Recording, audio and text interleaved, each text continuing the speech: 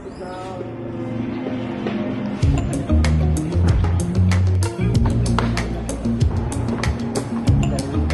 am William T. I'm the principal architect of WTA Architecture and Design Studio. I'm the founder and festival director for Anthology Festival.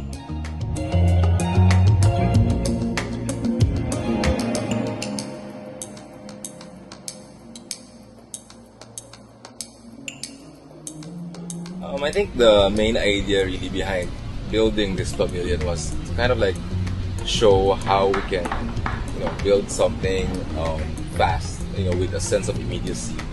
And the idea that, we can reuse all these materials.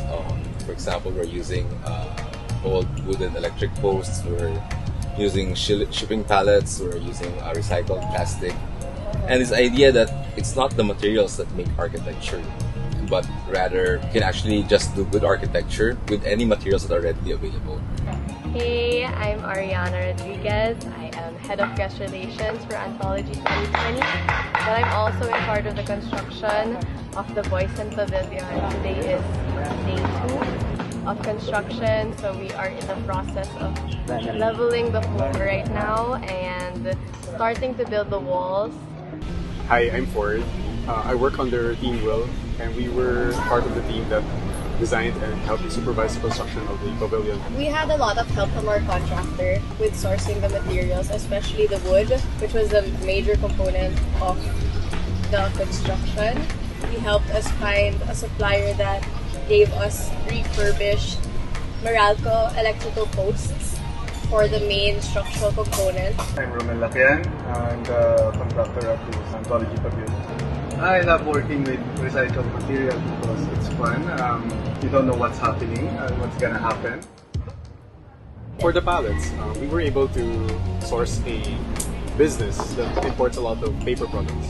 And in their shipments, they use these wooden pallets to carry the load. So what turns out is that this wooden pallet is something that they have as a surplus, which we were able to buy off of them. I think this pavilion really shows how we value program in terms of our design, and it's more about the process really. There's two things in particular. One is that the program determines the space, not the materials, not the shell. So the architecture kind of like exists inside the pavilion with the spaces that are being sheltered, if any, by the pavilion, and not actually the shell, which in this case we're using plastic. And this idea that architecture must have a very small footprint. But as we move forward as a species, I think humanity needs to figure out how we can actually leave the earth to the next generation the way we found it. Lastly, one of the things that we thought about while doing this pavilion was this idea that we can actually upcycle and reuse old materials. And these are materials that should be readily found, that are readily available, that can be used by anyone. Materials that are understood by most everyone in terms of like how they can actually be informed by this structure in what they can build. And this learning process, I think, is important in terms of like you should show people how this can be done for them to be able to know that it can be done.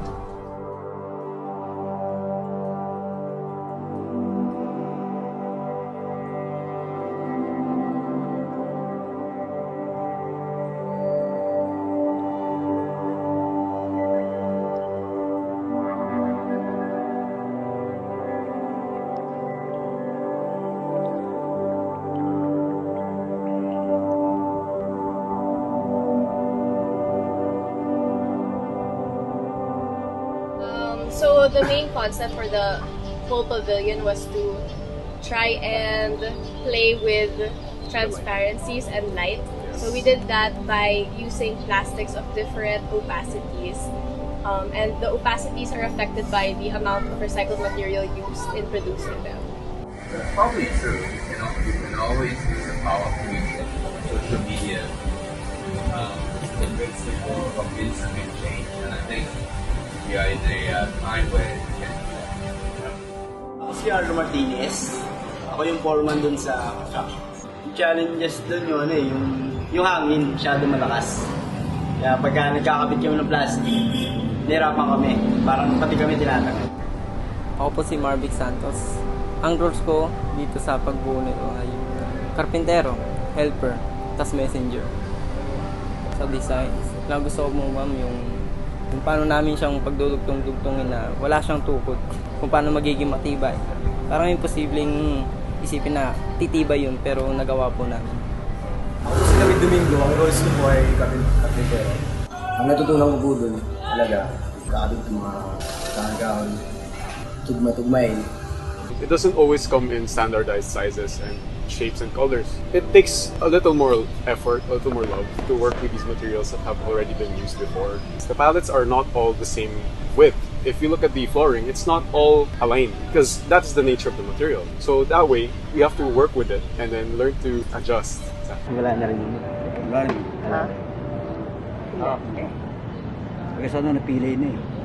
Nilalagyan na natin staka siguro. Pwede ikot.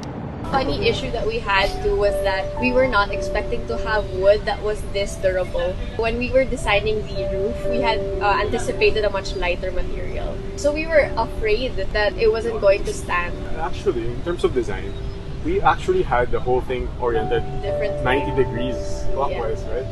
Or counterclockwise. But then, during the build and when we were staking the perimeter of the site, we noticed that it would be so much better if this wall would face the street and would face the Fort Santiago gate, right? It's kind of very nostalgic about the rain and the green and humidity. So I like it. Architecture is not about the materials, but about the space. And I think that's what we're really trying to go for here.